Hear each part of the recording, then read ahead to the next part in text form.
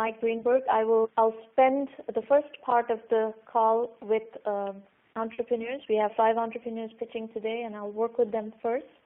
And then we'll do some methodology. And finally, I will take audience questions at the end of the show. So if you have questions for me, you feel completely free to discuss in the group chat amongst yourselves. My group chat is going to be closed, but the questions for me, please save it till the end so that I can focus on the entrepreneurs. So Mike, you're on. Tell us what you've got. Hi, Sramana. I appreciate taking the opportunity to answer some questions. The project that I'm working on here is focused around improving personal advertising for people on the internet. I'm taking the idea of advertising as people typically apply it to products or a service offering, and I'm finding that these particular offerings are not well suited when dealing with people or individuals. People often have more assets or multiple personalities as they develop their presence on the internet, and all of these facets of their identity are not always applicable to the message that they're trying to deliver, depending on which hat they're wearing at that particular moment. So what I want to do is I want to create an advertising platform that really focuses on identity, allows the user to take their identity and more or less catalog it, be able to categorize it into their various hats or personas that they carry on a day-to-day basis, and be able to present those personas with whichever message it is that they're trying to broadcast in whichever context it is that they're trying to broadcast it within. So the focus of our business right now, because of the fact that we deal primarily with users' identity, we focus all of our decisions and our direction around our core values.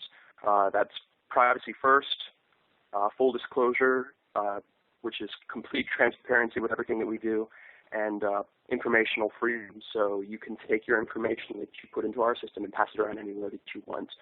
Let me ask a question to clarify.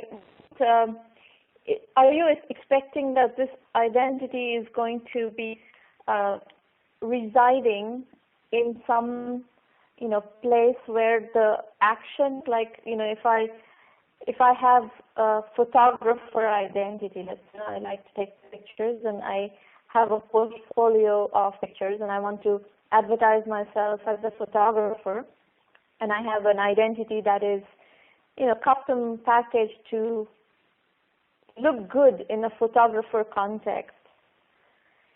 Where does that identity reside? Does it reside in Flickr or Blurb or, Picasa, or does that reside in some neutral place? Yes, and yes. We don't want to control identity whatsoever. We think identity should be free and open. So if you have a presence of Flickr, Vimeo, whatever source it is that you happen to use to promote your portfolio, that could be your personal blog even, will allow you to categorize or catalog that location or resource, no matter how many there are or no matter how directly competing that particular service may appear in relation to my product offering. So some of my direct competitors, like Flavors.me and the more recently growing About.me, they all do kind of the personal homepage product. And the problem with their offering is that it's very single-faceted. And if you wanted to have a photographer profile, you would have to create one account for that, and you would have to keep that separate from, say, your entrepreneur profile, whatever project it is that you're working on. Mm-hmm. So with our offering, instead of creating multiple accounts for each profile, you have one account that you attach all of your resources and identities to, mm-hmm. and then from that account, you're able to create multiple personas and attach identities to each persona as you need it. So what ends up happening is you can create multiple profiles that are good for whichever context that you need. They're fully customizable on the fly. So if you feel that something in your Flickr profile has become immediately offensive, you remove that from that profile, and it immediately disappears from all of the publications that profile has been placed. Okay. And I can explain that a little bit further as well. Okay, keep going. So Want me to move your slide? No, this slide is fine, actually. This is just illustrating the different ways that you can kind of display your different profiles. This provides value to the viewer by being able to capture the message and the call to action very quickly. Well, this is actually more value to the user. But when you're looking at this information, the identity, the resources, and the call to action, all of this information is presented in a way that's native to whatever device or environment that you're using. So it would be presented specific one way in a Chrome browser that maximizes your experience there, which might be different from your iPhone experience, which might be different from your Android experience. And it allows you to import any contact or resources natively into that environment that you're using. It allows you to subscribe or capture that relationship in a way that allows you to continue that relationship, knowing what seeded it in the first place. So this is beneficial to the user as well as the audience member or the viewer. Mm-hmm. And the user who created that profile in the first place gets feedback such as analytics on how many people viewed it, where they went to from your profile, how they... Ring 2 is recording this call for the call leader's future use. Sorry, I don't know what that was. Basically, the user of the profile is able to capture information from that visitor's interaction with that profile and be able to profile the user into whichever segment that they need to and follow up with that user as they need to. Okay. If you can go to the next slide. So we obviously are competing with your basic homepage websites like flavors.me and about.me, which were the two I mentioned so far. But to really take advantage of a system that allows you to create and manage your identity the way that I'm describing, I think that our target market is going to be someone that's going to have a more complex social presence on the internet. So I'm thinking about, but professionals and networkers and past users of these different social networks are going to be our target audience. And the way that we reach them is the way that these individuals are sharing their information anyway. So we're able to attach a profile to a business card, to a URL, to some website or profile. How do you get to these customers? How do people know that you exist? That'll happen through search engine marketing, search engine optimization, word of mouth. So who's looking for? I mean, what are people looking for something like this? Yes, they are. I believe that they are. I have a very basic prototype that I put together that provides the functionality of managing your individual identities and publishing those identities across the internet without any sort of message or value or call to action. So these individuals are just collecting identities and saying, this is where I exist on the internet, which is not unlike anything that About.me is already offering.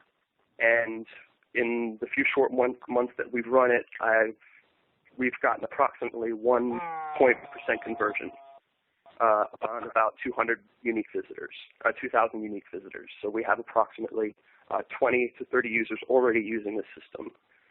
And I guess there are two questions. That if your assumption is that you're going to be acquiring customers through search engine marketing, then I would like to know if you've done the keyword research to see what people are searching against, and you know, this is expensive. Keyword advertising can be expensive, and it also works only if people are looking for something like this. So that's one thing that you need to be careful about and aware about, and then also understand what your customer acquisition cost is.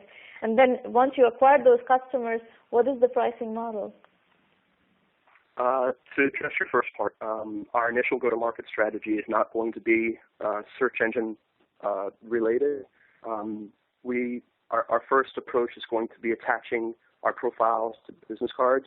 People understand the purpose of business cards, and I think they can use this understanding. How do you get to people's business cards? Understand. How do people find out that you exist? Nobody knows that you exist today. Okay, so I say I attend a conference, and I'm a conference that's focused around startups, for instance, and I realize this doesn't scale, but say, for instance, just handing my business card to someone else, my business card is uniquely branded so that people understand that there is more information that's provided by my platform. And when they receive this business card, they get access to the platform, they understand that this is something that's being offered to them by a third-party service, myself, and they have the option of reusing that business card in the case that it's we're offering a unique business card that's advertising. The customer acquisition strategy doesn't work for me. Okay. I mean, why you say that? It's is it strictly because it doesn't scale? You haven't thought your customer acquisition strategy through. It is not scalable. It is not, it's wishy-washy. Okay. So that doesn't work for me. Let's go to your questions. And why don't we talk about your pricing model, since I think that's what you have on this slide next, and then we'll go to. Sure. So my business model is freemium. The idea is we offer a limited amount of functionality for the user for free. I want everyone to be able to control their identity. I think this is a right that people should have on the internet, and they would pay for premium features such as unlimited profiles, past the limit, additional functionality such as metrics or private CRM, note-taking capabilities, or even unique experiences when visitors come to that particular profile. Premium features we're testing. Understand about where the free users are coming from. If you have to spend search engine marketing dollars to acquire free users, that is not going to work. It's going to be too expensive. So where are the free users coming from is something that I would like to understand. I mean, where is the viral element of this? How do you get the word out? I'm not comfortable about. I haven't heard anything compelling yet on what is your customer acquisition strategy. Well, the reason why it's not completely compelling at this point is we're still struggling with our go-to-market strategy, mainly because our target market is rather large. And my strength is not business and marketing. So that's part of what I'm hoping that maybe you could help me resolve. I can't help you resolve that. Let's go to your questions. And what was your assumption about the pricing? How much do you expect based on your competitive analysis that people are going to pay for something like this? We're testing different pricing models. Starting from $10 to $25 per month subscription model to a one-time a la carte model for certain services that don't have a reoccurring overhead. What are the competitors doing? Flavors.me is offering a flat $20 a month, which provides custom domain metrics. I believe, I could be wrong on that. And removal of their branding, their on-profile branding. About Me is completely free. Other similar service offerings are typically free. However, I don't feel that they offer the same value that we're able to offer. So I don't know that they are necessarily directly competing with me as far as that price is concerned, but maybe you could tell me otherwise. Okay. So we are kind of running out of time for you, but my suggestion is we really need to work on your customer acquisition strategy and business model very seriously. This is not going to fly. The state in which it is right now, it's not going to fly. And I think it is a bit too broad. We need to kind of find a penetration point where you could excel in certain verticals and try to go to market through certain verticals, and by doing deals with other larger players within those verticals. So that's kind of my guidance, is that right now, the way this business plan stands, you need a lot of work. I'm not surprised. There are some verticals that I've developed as potential ways to enter this market, and what other verticals are you thinking about for entering the market? Well, because identities don't necessarily have to revolve around users, individual users, we could apply the same model to a company, and the various aspects of a company could be its employees. So we can easily use like a unified marketing scheme we can provide unified marketing schemes for a business. We can go to a conference as an event. That event would be the identity with all of the attendees being various facets of that event, and we could provide kind of advertising within the event itself, which is a particular vertical that I'm interested in approaching and testing in the next couple of months. Okay. These are good ideas. I'm going to need to work with you to flesh them out and figure out how you go to market through, ideally through some sort of channel, because this, I think this, I'm not at all convinced by a B2C marketing strategy on this one. Okay. So I'm going to have to work with you. If you're interested in joining the premium program, I'll be happy to work with you in fleshing out some of these strategies. I'm going to need to move on to the next presenter. Please feel free to drop off the call, the audio, but you will just online. Well, I really appreciate your time, Sramana. Thank you so much. You're welcome. There are good ideas here, but it needs a lot of chiseling. I appreciate All that. right. Kelly is next. Morning. Good morning, Kelly. Where are you joining from? I am in Canada at the moment. Okay. Tell us what you got. Can you put there? Yeah. So essentially, RemoteStylist.com is the affordable online platform for interior design, and basically, I'm sure you can all relate to this woman. Whether you rent or own, you've been trying to decorate a space in your house. Maybe it's your whole house. But generally the concept is that you either don't have time to do it, you have no idea what to do, or you don't know where to get help. So what we've done is recognize the inefficiencies in the traditional interior design process and use the internet as a platform to make that more efficient for users, so thus saving them time, money, and frustration. And how we've done that is basically taken the component of the interior design process, which is essentially an editorial, designer, retail strategy, and marry them into sort of a one-stop shop format. So essentially what ends up happening is that if you go to the next slide, users basically we pump out constant editorial, so constant content in terms of keeping people up to speed on the different options, for decorating a home. But basically, what the secret to this website is an online style file tool. And essentially, what happens from a consumer standpoint is you have the ability to make informed decisions based on the content on the website.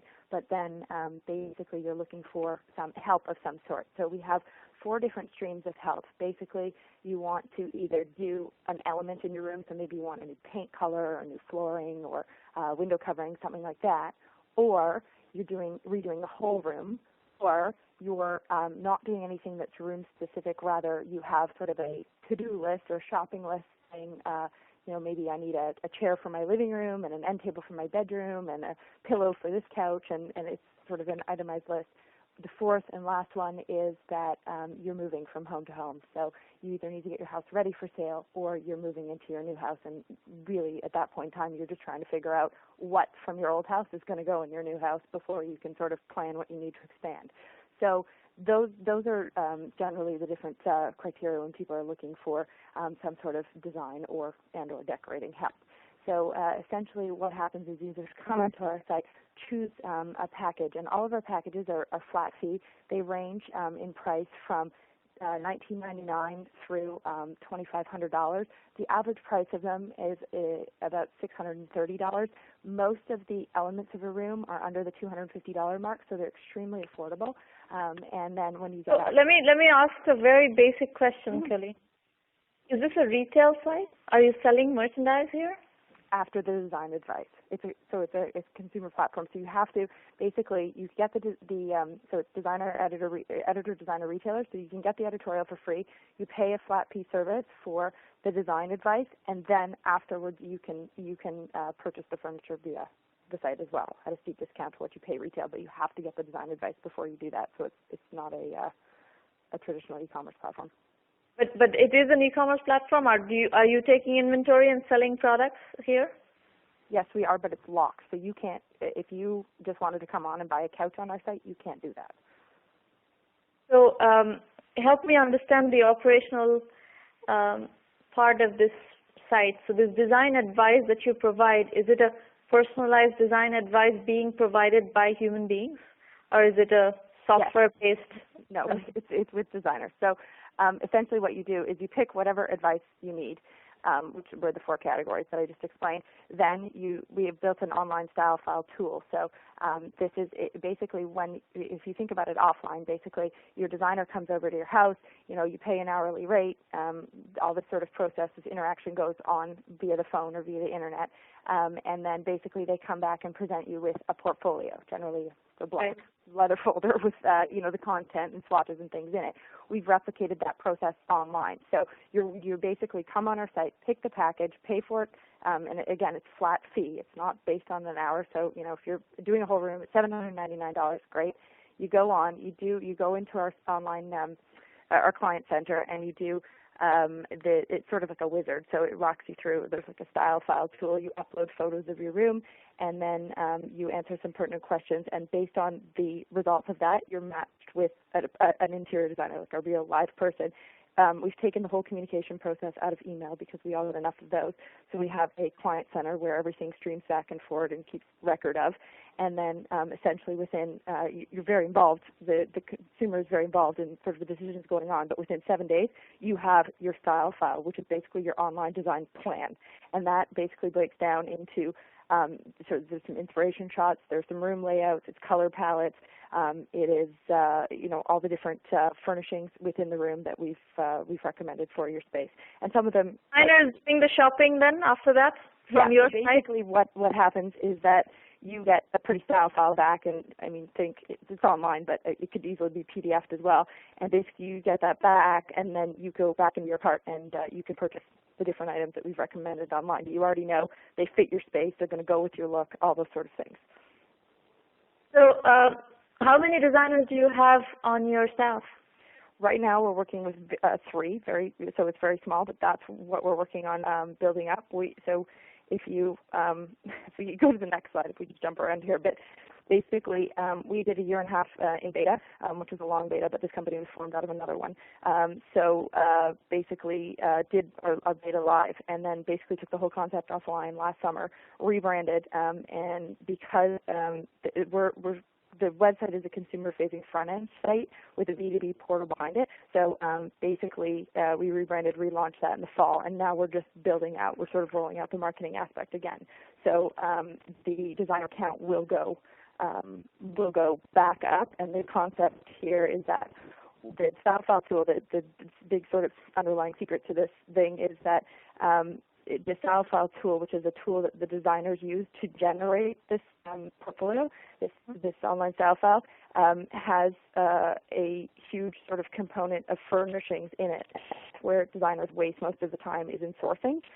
So basically, in terms of the interior design offline, like the traditional model, it's a very localized process. So the designers are relying on the retailers to bring in things so that they can see in their local area, sit on the couch, do that sort of thing before they recommend it to clients. The retailers, because of the current economy, are not able to travel all over the world to the shows, so they're bringing in the same merchandise over and over again. It might be different color palette for the year, but they basically, I'd say a good 50% of them aren't even leaving their current local area. So our strategy on the B2B side is that we have been, and we've actually been doing it for 4 years, but we actually travel the world scouting the product. So by going to, High Point is the largest furniture show in North America. By going to High Point, by going to Milan, by going here, and doing them all at once, we can have like a good 5-day blitz where we basically sat on, touched, felt, spoken to every single manufacturer. So the ability to have that intel and then basically be able to merchandise a global catalog of product within the Style File tool, so that when the designers are generating these things, if they know that Susie Q needs, a white sectional and it needs to be in this upholstery or that upholstery, everything, that whole, they can pull from a variety of manufacturers, but it's all right in front of them, so they're not wasting any time sourcing around the internet, on the phones, in local stores, etc. Does that make sense? Yep. Okay. So what do you want to discuss in terms of questions? So my questions are in terms of rollout. So if you go to we're on this current slide. So I mean, our whole sort of sales and acquisition funnel is very logical. I mean, it makes sense. It's all about, the more people to the site, the more opportunity we have to convert them to users, basically. And we're a totally bootstrapping startup, and the way, I was doing this on my own in the beginning, and I had, at one point in time had 30 unpaid interns, which was great, but from a budget perspective. But I'm now at the point where we're looking to rebuild the team without a lot of capital. So last year we did 150,000 in sales. Fine. But basically, that doesn't really feed a lot of people or generate a lot of overhead. So spending, on future marketing and things. So we're having to get very creative. And my questions are, in terms of rolling out this idea, where would you think our biggest opportunity or biggest area of opportunity is? Well, we do a lot of work in e-commerce. I have a whole module on e-commerce and Web 3.0 in the premium curriculum. And if you're interested, you're very welcome to join that and study that because we've done a lot of stories and case studies on companies that are bootstrapping very significant sized e-commerce companies.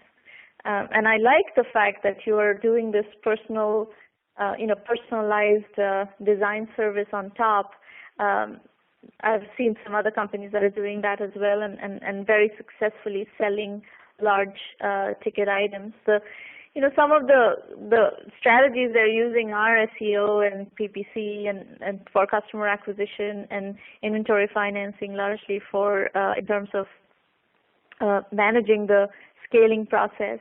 But so there are a set of different strategies of scaling companies like this, and these are fairly well understood strategies, and I'll be happy to work with you, to help you fine tune on those strategies and getting to your next stage of growth. How did the 150,000 revenue come about? Where did you get the customers?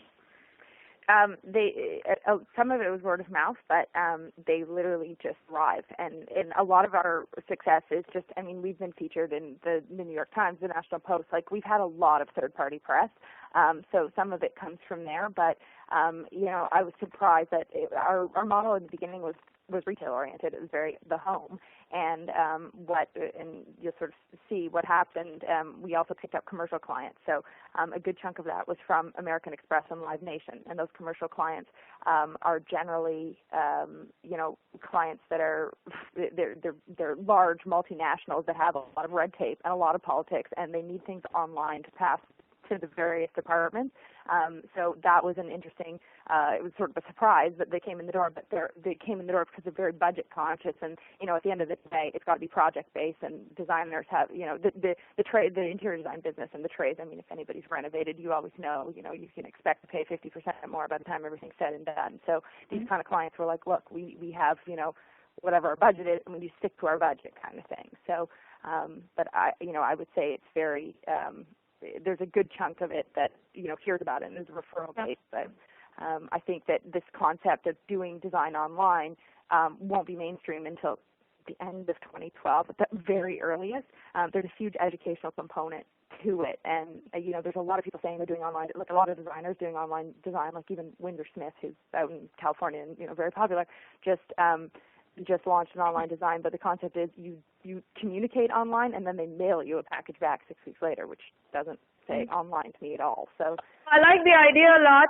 There's a lot of chiseling to be done, and there are tried and true strategies of building this kind of business. You're essentially building an e-commerce business. There is a subscription, there's a service component to it, but personalization service component to it. But essentially, it's an e-commerce business. So there, I understand business very well. So if you want to, delve deeper, we can do that as part of the premium program. I'm going to have to move on. Your time is up. I have to move on to the next presenter. But in general, this business can be scaled with a specific set of strategies, and those span a range of things like search engine optimization, PPC advertising, inventory financing, and so on and so forth. Thank you. Okay, good luck. All right, Sanjeev is next, I believe. Yeah. Hi, Sramana. Good morning. Hi. What have you got? Thank you. Thank you very much for the opportunity you give.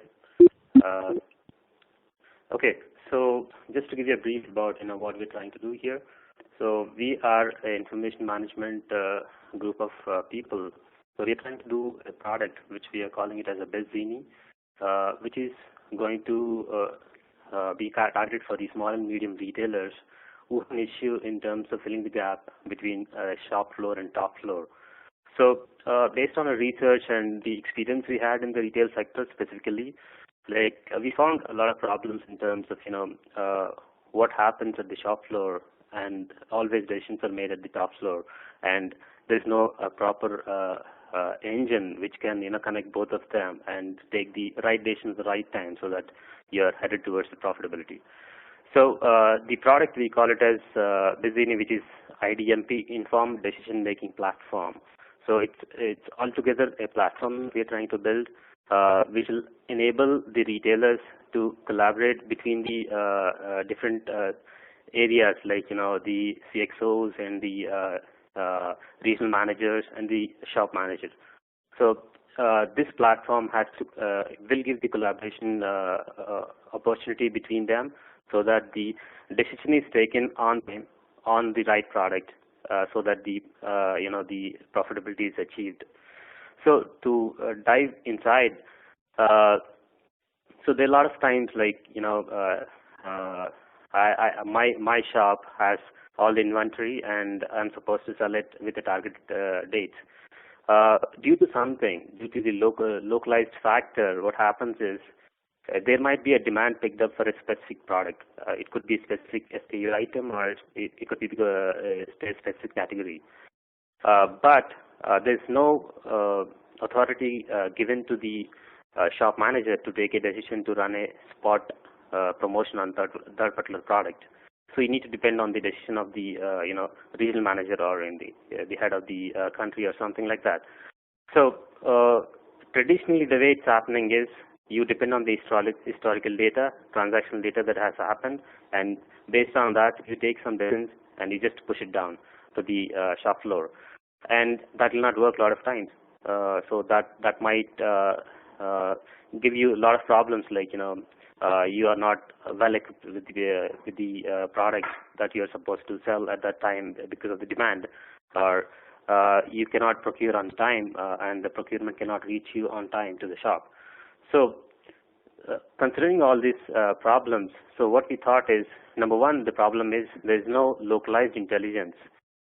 Number two, the problem is there is no decision-making platform instantly running across the floors so that the decision is made on time on the right product, so that things are properly running towards the profitability. So that's the concept we're coming from on the BizZini.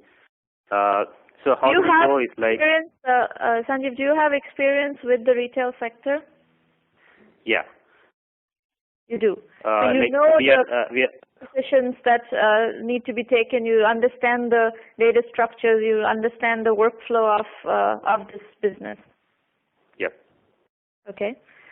Just to give you a brief about it, we are 4 individuals. Like 2 of us come from the core retail industry from last 16 years, Okay. and 2 of us come from the technology industry who managed on the information, related stuff. And you're based in? We are based in India. I'm from Hyderabad. So this company is based in Hyderabad? Yeah. Okay. All right. Keep going. Okay. Yeah. So as I said, there are 2 key things. Like one is localized intelligence. So just to give you a brief about it, what is localized intelligence? Like it's not a location-based something like that. It's something like a specific region has always a specific attributes which we call as behavioral patterns which need to be applied to the sales so that you achieve the right profitability. So that's like very dynamic. You need to keep getting the market inputs continuously. So we are building one localized intelligence engine which will be plugged into this total platform, which is like it's a amalgamation of the market intelligence with the behavioral patterns, and then every time a decision has to be made, we depend on the localized intelligence, and then the decision will be well calculated to the respective person on time, and then the decision is taken and it's drilled down to the shop floor. So that's the localized intelligence. It's like a broader thing. I tried explaining in 2 sentences. So the second thing is the collaboration that need to happen between shop floor and top floor. That's something we use it. So how do we make this decision making process? It's like, who are the actors? So in the regular retail products, it's all, not that decision inputs are taken from the shop floor a lot of times. So that's one gap we identified. As a store manager, I know that the demand is picking up for a specific SKU or a category of the product. So I need to tell my regional manager saying that give me the option so that I can run the deal on this particular category of the product so that we can run towards the profitability, or give all respective inputs on time based on the localized intelligence engine so that the planning can be done on the CXOs or on the top floor, and so that they can be percolated to the downstairs. So that the collaboration platform that we are trying to build, which is like a collection of workflow, and that's something is going to make the difference in the retail sector. So specifically, I don't say that we are new or we are the only person coming up with this. There are a lot of products or a lot of custom solutions to come to this particular solve this particular problem. So what we're trying to address to start with is like small and medium retail users, retail customers who cannot afford the softwares like Oracles and SAPs. So what we're trying to do is we're trying to give on a pay-per-use model, on the SaaS model of this product, so that you use it and pay per your use. So that's something we want to go with the market acquisition strategy. So we have identified there is a huge bunch of customer base, at least to start with in India, who can be subscribed customers for us, and then go with this one and then use it. And then have you talked to these customers? We have spoken to a few of our customers. We don't have the product in hand, so we explained our concept, saying this is what we're coming up with. So they said, they're definitely excited and said, come with your prototype and we'll see that, and and then we'll take a decision. So if you see my 4th slide, that's what the GTM is like. Initially, I want to come up with a prototype and just go to all my customers, whoever I have connections with, and just let them play with that. And then we come with our first cut of the product and let them subscribe to it and see the results. As I said, the localized intelligence engine is a growing engine, so it keeps acquiring the knowledge step by step. The moment we get matured in years to come, then we want to open up for the rest of the market globally, and then go with that. Wait, let's first figure out how you're going to get going. So what's going on? Where are you in terms of getting this project going? Okay, so we are currently at the prototype stage. We are making our prototype, building our prototype. Once it is done by mid of February, we want to go to our customer base, whoever we call as early adopters, and we want to give them. the challenge that I face here is like, this is not I'm not going to the blue ocean. It's a red ocean. Like, we have plethora of products, plethora of offerings in this. So the way I convince a customer by showing up this product is the number one challenge. Number two, to build this product, as the total life cycle of the product, I need a lot of money. So when I go to the investors, angel investors, they say, come with the product, then I'll, at least you come to a certain stage in your product, then I'll invest. So it's like a chicken egg situation. If I have the right product, chicken and egg every entrepreneur faces. This is not a new chicken and egg. This is this is what we deal with every day of our lives as entrepreneurs, and in running this program, this is the chicken and egg that we deal with all the time. So again, it's a chicken and egg that is going to take some maneuvering, you need to do your prototype and get enough validated. As I'm going to do the methodology, you will hear more about how to navigate this chicken and egg. And if you want to, use the program, the premium program, to actually use some of our resources to navigate this chicken and egg, you're very welcome to. But this is what we do, Every entrepreneur has to navigate this chicken and egg. It's not a new chicken and egg. Okay. Yeah. As a suggestion, what I would like to ask is like the strategy that I have, like, build prototype. We're just using our seed funds and building a prototype and then want to get into the market. So is that the only way, or, what is the best way that I can attract an angel investor to this? You will not be able to get the angel investor without some validation. I'll hold this question for a few minutes. Let me finish the other two presenters. When I do the methodology section, I'm going to talk extensively about validation and give you more pointers. So I'd follow some of those methodology points. Sure. As you navigate. Sure. So question, I have just one more question. Yeah. Go ahead. As I was talking about the localized intelligence engine, so that's something, we are coming up with a unique way that a knowledgeable engine can be built. So patenting that will anyway help me. Sorry, so I don't understand the question. The localized intelligence engine that we are building it, so patenting that will anyway help me in attracting the investment. Not really. Not really. Okay. Software, this kind of software business is an execution business. It's not necessarily an intellectual property business. Okay. Okay. There will be some, value, but investors don't invest in business software based on intellectual property generally. It's more of a, customer traction kind of stuff. So we have to get you to customer validation, and let's talk. Ask me, you can ask me questions after you've listened to the validation module, and I'll call you out when I'm talking about that slightly later in the session. Sure. Okay. All right. Next is Sramana. Yes. Hello? Yes, Sramana, go ahead. It's your time. The floor is yours. Okay, so my project is called Food is Our Medicine, and you can go to the next slide.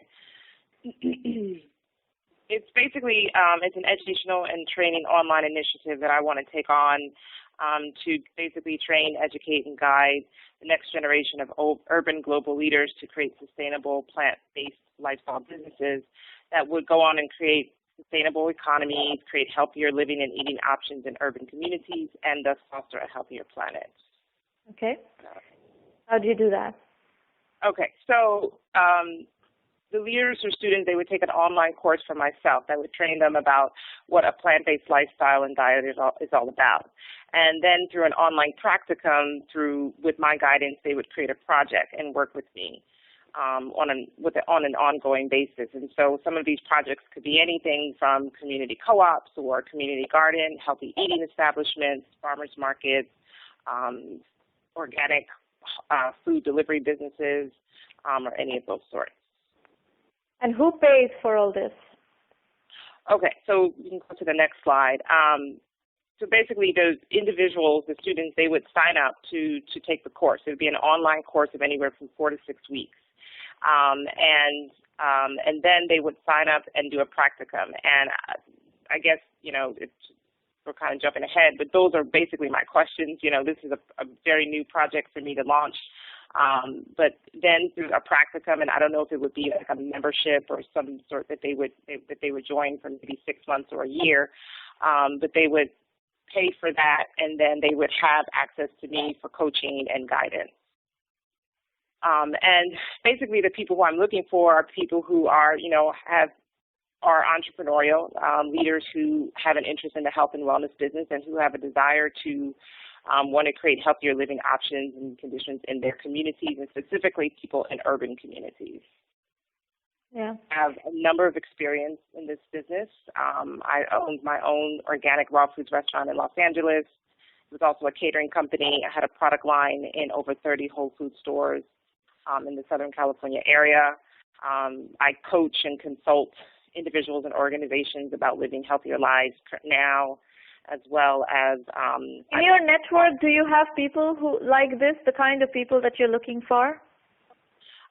Right now, I have a website called The Guide to Raw Foods, and on that website, I have people who are signing up currently to learn more about this program. Right now, I only have about 200 people in that database. I have done a survey with those people to find out how much they would pay for such a program like that, and what would be their interest in that sort of thing. So I do have a survey that I have done. What's the feedback from that? What did you get from that survey? Like in terms of price, and that's I've had people say that they would pay anywhere from $400 to $800 for a program like that, and that yes, people are very interested in having the guidance and the coaching. Like they would find the guidance and the coaching very valuable. Okay. So then you should launch this project based on the clientele that you have and actually get to some validation. If you have a couple of hundred people on the site who are willing to pay $400 to $800, hopefully a percentage of that can start, signing up. You need to get this going, basically. Sounds like it's all concepts right now.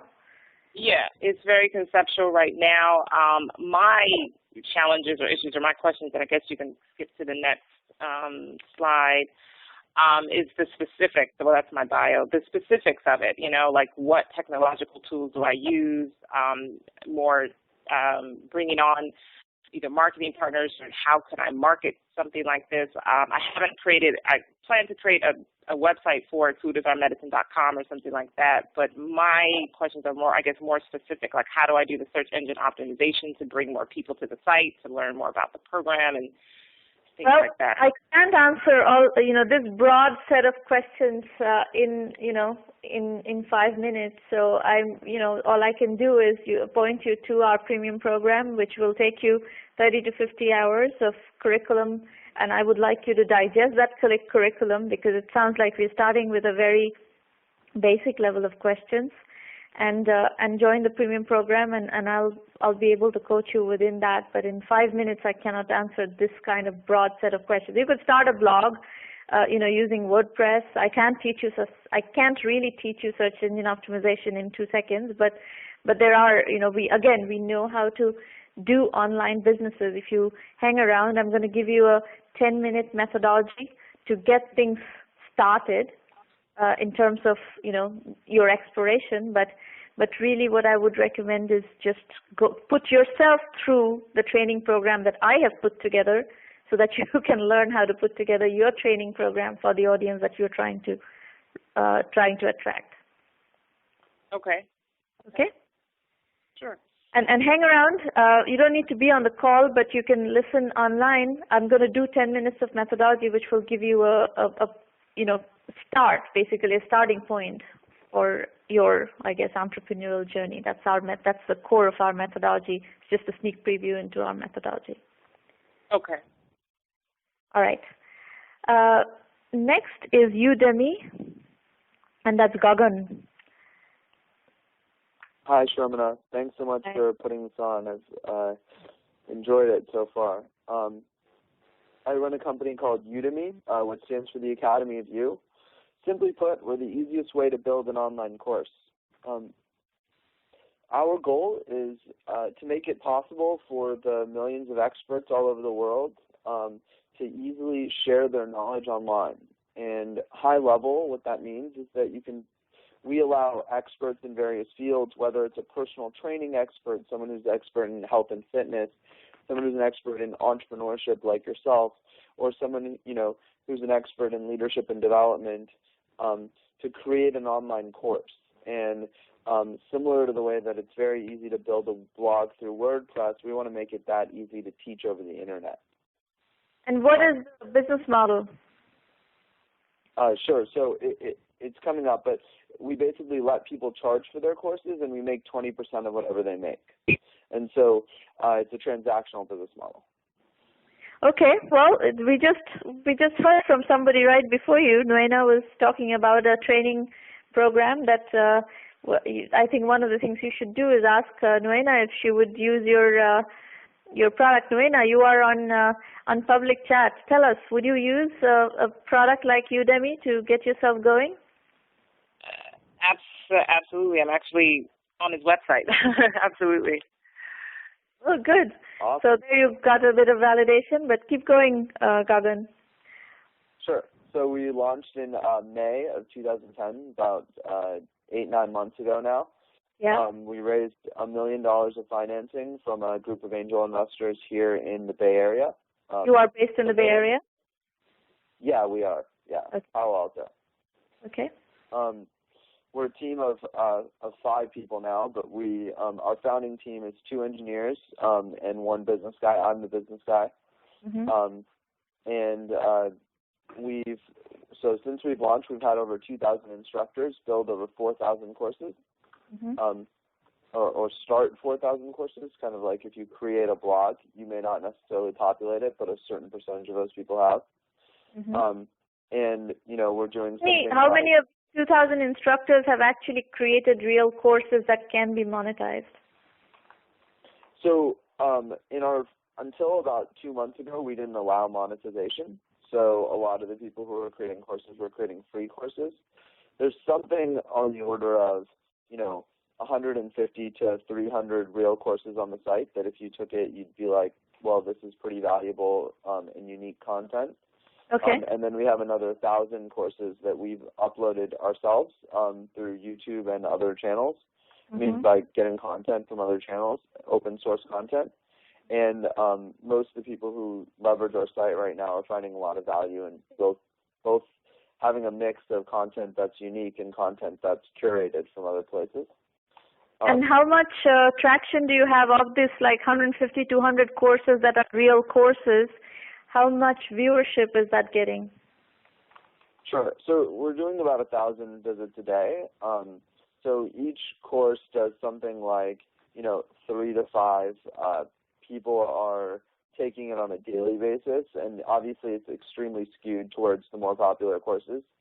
Mm-hmm. But that's an average. Definitely one of the things that we need to improve is retention. We haven't done a good job of email acquisition, email engagement, and it's something we're working on right now to encourage people to come back to courses.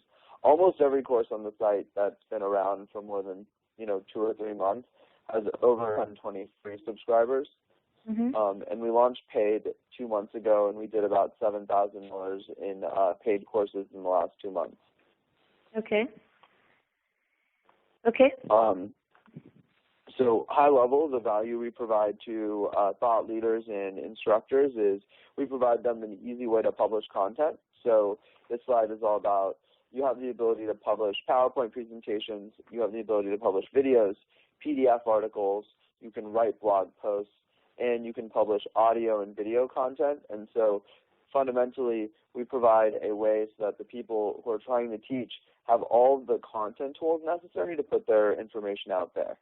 Okay. And the next slide is about Udemy Live. So we're currently in a live educational program. So ironically, we have our own live educational product, which also makes it super easy to teach a live course.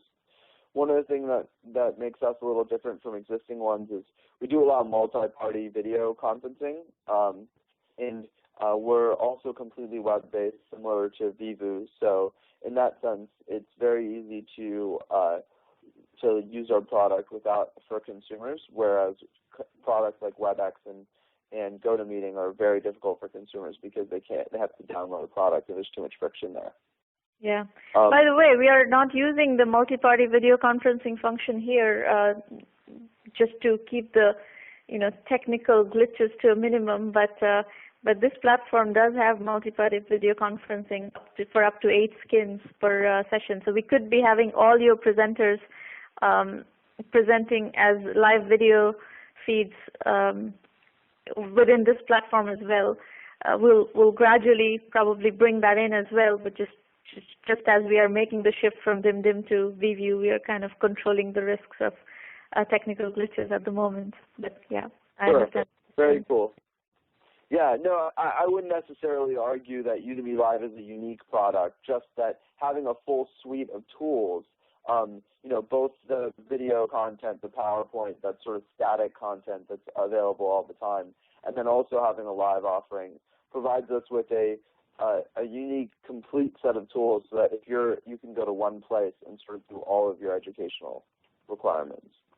So what is the 150, 200 courses that you have at this point that are monetizable or are monetizing? What is the price point of those courses? What are the users paying? 3 to 5 users a day. What are they paying for those courses? Yeah, sorry. So let me clarify. Of our 150 to 200 completed courses, that's like if I go up and hit create a course and I put up a title and one lecture, then I don't count that as a completed course. Right. But the course doesn't have to be paid. Most of those courses are free. So we have something like 10 paid courses that are truly monetizable. It's not. What is the price of that? They're anywhere between $30 and $150. And is your assumption that somebody who wants to teach, an expert, is going to use your platform to build the course, and then what is the customer acquisition strategy? Are you helping them drive the customers, or are the experts themselves responsible for bringing in the customers? Sure. So it's obviously a mix of both, since it's a marketplace model, similar to something like Kickstarter or eBay, right? Where you put up an online sort of course and you market it yourself. But at the same time, there's a natural network effect to the business of, if I'm an instructor teaching an entrepreneurship and then there's another instructor teaching entrepreneurship, then anybody who offers to come into the site and use my course may eventually cross over to the other person and vice versa. One way that we're kickstarting this whole process is that we've actually created a partnership with a mailing list of 100,000 entrepreneurs and are driving our courses through that distribution channel, and sort of testing out if we partner with a distribution channel and and focus on a specific content vertical, are we able to get enough traction within a specific vertical that we have density and therefore can eventually, have enough independent sales happening? Because right now, that $7,000 of sales all goes through our Startup Digest, distribution channel. So you have 10 courses on entrepreneurship that are monetizing, basically. Right. We have about 4 courses on entrepreneurship that are monetizing, and 6 courses that have monetized in very specific other subjects. So anything from vegetarian cooking to social skills and picking up girls to playing poker and all sorts of things. So it's very difficult to go that broad, and build a business. Yeah, I mean, fundamentally, I agree with you, but you get no viral effect, nothing, unless you tighten it up. Well, so I don't totally agree that there's no viral effect. I mean, so my co-founders have significant experience in viral marketing through their previous company, and we are instituting lots of viral hooks. So our virality coefficient is somewhere around 0.3 to 0.4 right now. So on an average, a user who comes to the site brings 0.3 to 0.4 users, and we think that if we optimize it and increase the email engagement over time, we can get a lot more. So my point, you will get a lot more viral effect if you go within a vertical as opposed to going broad. The viral effect doesn't translate as well if you are crossing categories. Yeah, I think that's a good point. So that's why I said that we've been focusing a little bit more on the entrepreneurship vertical right now so we can be more focused. The flip side is we don't want to close the site off to other verticals because we have this, a long-term vision of building the next billion-dollar online education company, and that requires a broader set of pieces of information. But you have to start somewhere. Sure, and what I was saying is I think we're starting with entrepreneurship. Yeah, so if you start with entrepreneurship, then you need to stay focused on entrepreneurship and not spray and pray. Sure, I don't control what other people create on the site, so I'm not spending time helping the people who are teaching poker, but they've done it, and so I just mention it to answer the question. Yeah, okay, got it. So what are your questions? Sure. Or do you come here to customers? Definitely, I didn't expect that, but it's a nice side effect of pitching. So I actually wanted to know if you had any advice in pitching to thought leaders in this vertical, since you're in it yourself. There's clearly a lot of people out there who are teaching about entrepreneurship all over the world. Whether it's free or paid, it's less important to us. We just want high-profile people teaching on our site, because we found that people like Eric Rees and Andrew Warner of Mixergy, if they come on and teach a course, they instantly become far more successful than if you have an average person who's not as famous or well-known. So we're looking for people who build their personal brands, and if you have any suggestions for that. Well, I can tell you from my personal experience, I would not build my course, which I've already done, which is the 1 million by 1 million program under which you are here. I wouldn't do it on your platform because I need it to be under my brand. So I wouldn't be on any platform. Sure. I find that maybe right now not everybody is willing to use a third-party service, but you do use a third-party service for your video and for your your blogging, for example. And blogging is less so, but Twitter, for example, is a third-party service. Your brand does exist in other places, right? So how do I get out of that chicken and egg problem where, because I don't have enough eyeballs, you aren't willing to move your brand onto my service? But on the flip side, if we had enough eyeballs, I assume that, if we could sell, 20 premium courses tomorrow, I'm sure that people would be willing to at least syndicate their content to our site. I'm not sure because, our content is, it's not just the content, but it's also content and community, and I can't replicate, I can't put in the effort to do this kind of content. The syndication of the content may be viable, but replicating that community and everything, the model that I'm following, I don't think I can replicate it in multiple places. I have to keep it in one place so that community builds properly. Sure, but then why have a Twitter page? Because that's sort of outsourcing part of your community management to a third. I don't answer educational questions on Twitter. I have lecture modules, I have video lecture modules in the Premium Lounge, and I have discussions around that, and I do programming within that community, and all the Q&A and all the on-topic Q&A happens within that community. And yes, we have built that on top of WordPress and VView actually. So yes, I'm using certain technologies, but if you're not talking about, you're asking me not to just move my technology, but you're asking me to move my community, and that is something I'm not willing to do. Sure. So you're saying if we would be able to power your own personal site, it might be more interesting for you. Yeah, exactly. I mean, at this point, I've already made my platform choices, but people who are not, I don't know if Eric has made his platform choice to do something similar, but if he hasn't, or if he is interested in doing that, he might be looking for a platform on which to build it, but it has to be under his brand, and he needs control of the community, just like I need control of my community. I'm not going to set up shop on your core marketplace, so to speak. Sure. So this is, I'm talking about people who really have strong personal brands.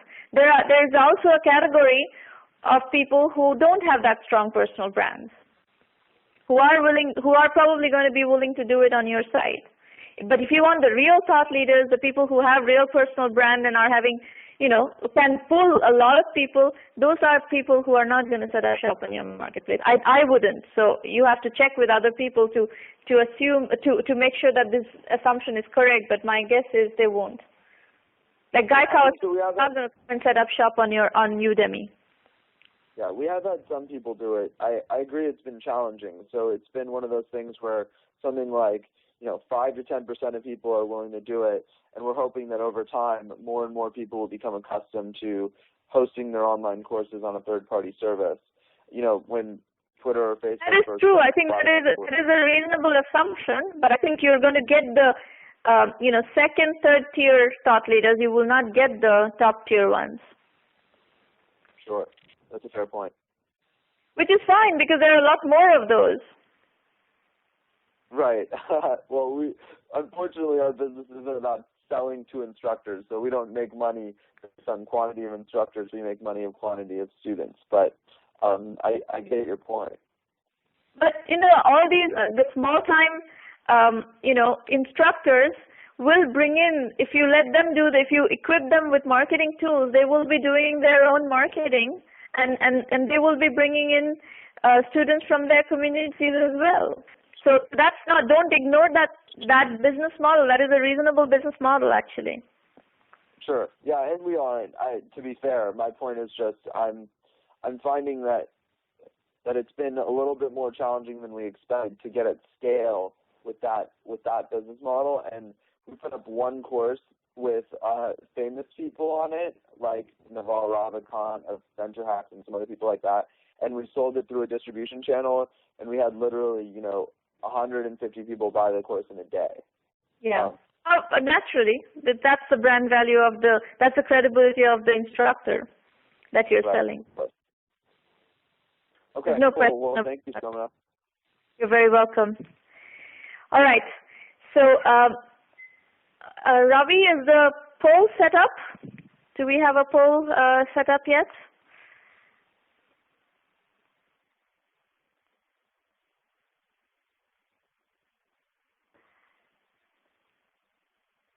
Perfect. So you have on your screen the Facebook page of 1 million by 1 million, and there's a poll set up, and Ravi is saying that you should go ahead and vote for whichever one of the 5 companies we heard from today is your favorite. And while you're doing that, I'm going to take you through some methodology in the meantime. And it's particularly, I told a couple of people earlier in the session about the kinds of things that I would like you to pay attention to. So let's just go through that. This, by the way, this is the basic methodology that powers 1 million by 1 million. We have a lot more developed material in the premium program, but what I'm going to take you through next is just going to give you a very quick overview of the philosophical underpinning of the 1 million by 1 million program. And one of the premises of the program is that there are many more million, 5 million, 10 million, 20 million ideas than $500 million ideas. And we want you to work on the smaller business ideas. We love small niche ideas which can be bootstrapped, and because there are a lot more of them, we believe a lot more entrepreneurs can become successful by pursuing them.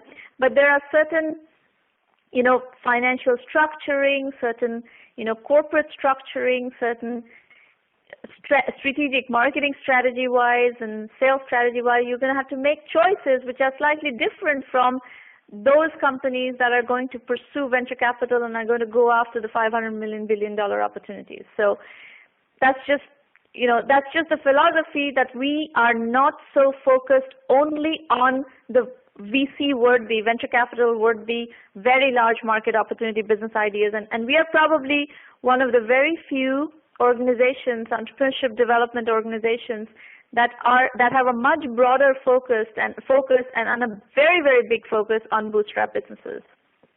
So in the Entrepreneur Journeys methodology, what I'm showing you right now is just pointers to some materials. So you can use this to self-teach. You can also draw the attention of your fellow entrepreneurs, your friends who are pursuing entrepreneurship to use this material. And it uses the Entrepreneur Journeys book series as what I'm going to refer to point you to case studies and so forth, okay? So in Entrepreneur Journeys Volume 1, you'll have a dozen case studies with the primary goal of inspiration and demystification of how you navigate an early stage entrepreneurship business. And it, the companies in there, there's a case study called Bootstrapping to Billions. So it's a company that went from zero to actually at this point is getting to about $1 billion in revenue. It has gotten to $5 billion in market cap long before, but it's getting to $1 billion in revenue now. So there you'll see how people have crafted businesses. It's not about being lucky. We cannot teach you how to be lucky. I have no idea how to teach you to be lucky. If I knew how to teach you to be lucky, I would use that myself first. But I do know how to craft a business, and I can, through this program, that's what we are trying to teach you. Now, bootstrapping, as I said, is one of the fundamental underpinnings of the 1 Million by 1 Million program, and we assume that even if you raise money later, you have to bootstrap the early stages of the business. And today, the way the entrepreneurship ecosystem works, no investor funds anything unless you bootstrap significantly ahead of time and get to a certain level of validation. So do not expect that anybody is going to fund the PowerPoint presentation. The next thing is validation is really key. And I'm going to give you some pointers to validation case studies. In Entrepreneur Journeys Volume 2 deals extensively with validation. Actually, Entrepreneur Journeys Volume 3 also deals with validation, the methodology of validation. And we have a very extensive treatment of the topic of validation in the Premium Lounge, in the Premium Curriculum. And as I said, investors do not fund anything that is not validated these days. So in terms of case studies, there are a couple, about 3 case studies in Entrepreneur Journeys Volume 2 that deal with the topic of validation. Right now is one that I really like.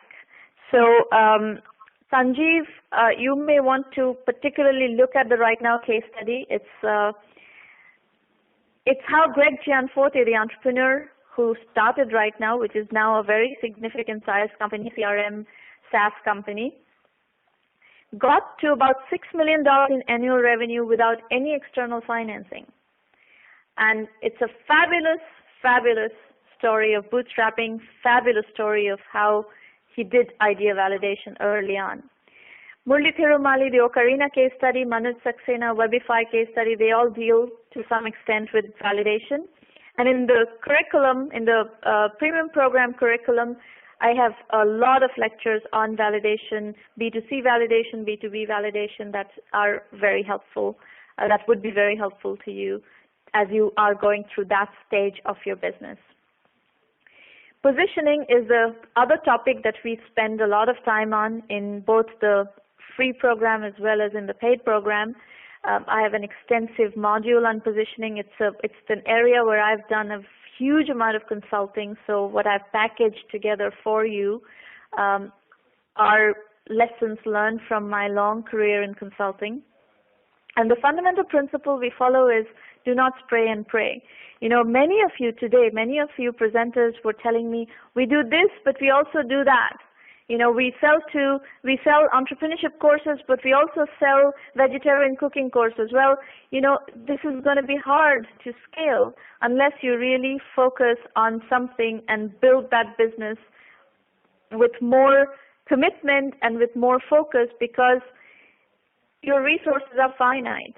So the whole work that we do around positioning, I will always, if you work with me, you will always have somebody telling you to get more specific and more precise on your strategy and be focused, focused, focused. Do not spray and pray is the mantra. A couple of good case studies that I really like, and there are 16 case studies in EJ3. All of them are great, but particularly I love the Pay Cycle case study. Jim Heger is the CEO. They sold the company to Intuit some time back, not very long ago. Excellent positioning. And the Find, it has become one of the top product shopping engines on the internet today. And I did this case study very early on, and you'll see how precisely that company was positioned, and they've executed on that positioning in the years following, and they've built a great company. So if you kind of point yourself in the right direction, this is why strategy is so important. And positioning, particularly in the strategic marketing portfolio, positioning is one of the most important pieces of business. The appendix of Entrepreneur Journeys Volume 3, I call it Clarify Your Story. This is a framework that we make available in the public domain. The URL is on your site, on your screen. Clarify Your Story is also based on my decade-long consulting career. I have worked with a lot of companies in helping them clarify their strategy, basically, and that's where I came up with all these questions from. A lot of people have told me who work in the 1 million by 1 million community, a lot of people tell me that, well, clarify your story is really hard. Yes, clarify your story is really hard. These are complex business questions, and these are very nuanced business questions. And this is why, I came up with the Clarify Your Story framework first, and then I came up with the Premium Program curriculum later. So if you work with the two in parallel, the curriculum is what is going to help you address some of these questions, and then you will have me to work with the private lounges, private roundtables to further fine-tune your strategy. But Clarify Your Story, I cannot stress and overstress the importance of getting your strategy right. Entrepreneur Journeys Volume 4 deals with the topic of innovation. We are having a lot of problems right now in the innovation ecosystem, and I know we have a lot of innovators who are struggling with financing issues, struggling with this chicken and egg problem of trying to bring a product to market. So this is a volume in which I've dealt with alternative financing models and ways in which you can circumvent some of the bottlenecks of innovation. I've put forth the notion venture capital is not the only option. In fact, in 1 million by 1 million, we have all sorts of alternative financing strategies that we are pursuing, including using channel partners very heavily. We are doing channel deals on behalf of our entrepreneurs. You'll see some of these announcements coming up soon. And also, I strongly stress in this volume that efficient innovators solve problems and do not invent solutions looking for problems. So if you're a technologist, just don't tinker and spend a lot of time tinkering with a solution without figuring out what problem you're solving. The Web 3.0 framework, many of you are building web businesses. Several of you talked to me today about web businesses. Please study the Web 3.0 framework. It's been extensively dealt with in Entrepreneur Journeys Volume 1 in the Taking on Giants section. And I have a whole big module on web businesses. Web 3.0 and e-commerce is the section. And we understand really well how to build web businesses. So if you are building a web business and you need help, I would strongly recommend that you leverage the curriculum and leverage the premium program early on so that we can help you avoid avoidable mistakes, and also leverage the best practices that we have a lot of entrepreneurs using to become successful. Bootstrapping using services. This is another great technique that is a lot of people believe is controversial. Not everybody believes in it. I believe in it. The 1 million by 1 million program believes in it. So it's a very good way of mitigating the chicken and egg that early stage entrepreneurs face. So again, a couple of case studies, the Finisar case study in Entrepreneur Journeys Volume 1, cryptography research case study in Entrepreneur Journeys Volume 4 are good examples that you can look at. And then the other set of discussions is around go-to-market strategies that are affordable. Open source is one of them. The 4 case studies that I recommend there are Dim in Entrepreneur Journeys Volume 3, and in Volume 4 there's Sugar CRM, SpringSource, and CollabNet. All of this is dealt with much more extensively in the curriculum. In terms of resources, we have all the books available in Amazon and Kindle, and in India from Flipkart.com. Entrepreneur Journeys Volume 1, Bootstrapping, Weapon of Mass Reconstruction, Positioning, How to Test, Validate, and Bring Your Idea to Market, and Innovation Need of the Hour are the 4 Entrepreneur Journeys volume books. And Vision India 2020 is a book for, I know we have a lot of Indian entrepreneurs in the program.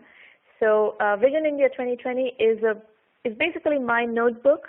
I've been making notes for a good 15, 16 years on business opportunities around India through my travels and through my experience. So in Vision India 2020, I've developed 45 of these billion-dollar business ideas in depth, and I've written it as if we are sitting in 2020 looking back on building these companies. So it's written as business fiction, and I call it a futuristic retrospective.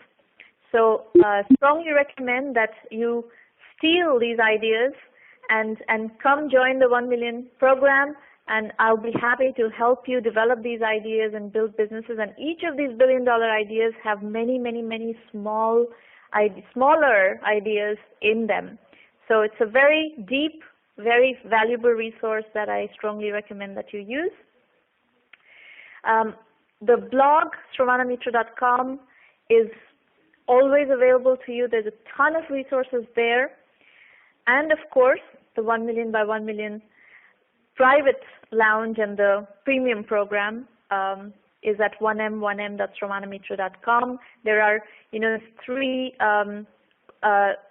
images are actually 3 video lectures that explains the program in depth, and the buttons on the right also give you more details. There's a link called What to Expect from the Premium Program, which explains in more detail what the program is.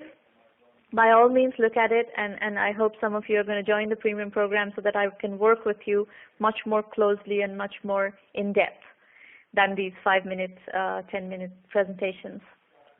And I want to thank some of the partners who work with us to promote these roundtables. Some of them host roundtables with us jointly. Today's roundtable was jointly organized by Chargify. Now, Chargify, I want to tell you a little bit about Chargify. This is actually a company that we use for our payment subscription. The Premium Lounge actually flows through Chargify. That's how we got to know them. And this is a company that we are partnering with, and they helped us organize this roundtable. So if there are Chargify customers in the room, welcome, and please feel free to use these roundtables to help build your businesses, especially in commerce or subscription businesses, the kinds of businesses that the Chargify customer base particularly focuses on. We understand that set of businesses extremely well, and we can really help you get better in your strategic maneuvering of those businesses. And also, if you want to pitch at a follow-on session, these roundtables happen every week. Here's your list of upcoming roundtables: January 27th, February 3rd, February 10th, February 17th, and February 24th. So feel free to use one of these roundtables to come and pitch. And if you want to join the premium program, I'll have the information on that too. Now, let me see if we are getting. How's the poll going, guys? Are we voting? So I have opened also my group chat. We have very little time left, but if you want to ask me questions in the group chat, I'll try to answer very quickly. Feel free to use the group chat to ask questions.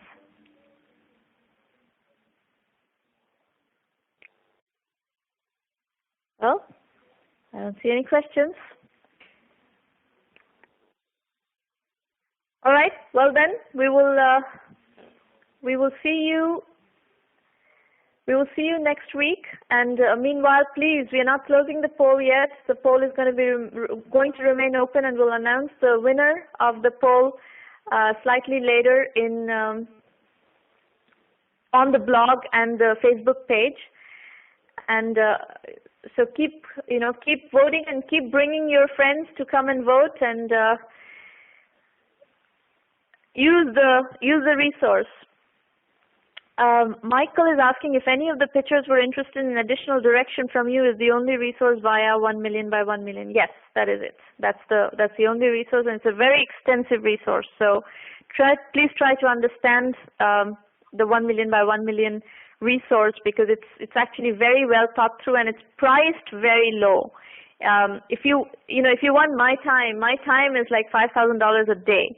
So if you want to work with me for a day, that will cost you more than using 1 million by 1 million, the resources, for a year. We charge only $1,000 annual membership fee for unlimited usage in the 1M program, and it's purposely priced it at that level so that many more of you can use the program around the world, and we can really help a large number of entrepreneurs become successful. And you'll see the curriculum is very well designed to help address specific issues that you're facing, whether it's financing related issues or positioning related issues, strategy related issues, validation related issues, channels, customer acquisitions. All these topics have been dealt extensively. That's the core curriculum. We also have electives which deal with specific industries, from Web 3.0 and e-commerce to cloud computing and so on and so forth. And as we go along, we're going to be developing more of the curriculum. But in general, it's a resource that is available to you. Please feel free to use it. And that's pretty much it for today. Thank you for joining. By the way, how do you like the VView platform? Thank you, Frank.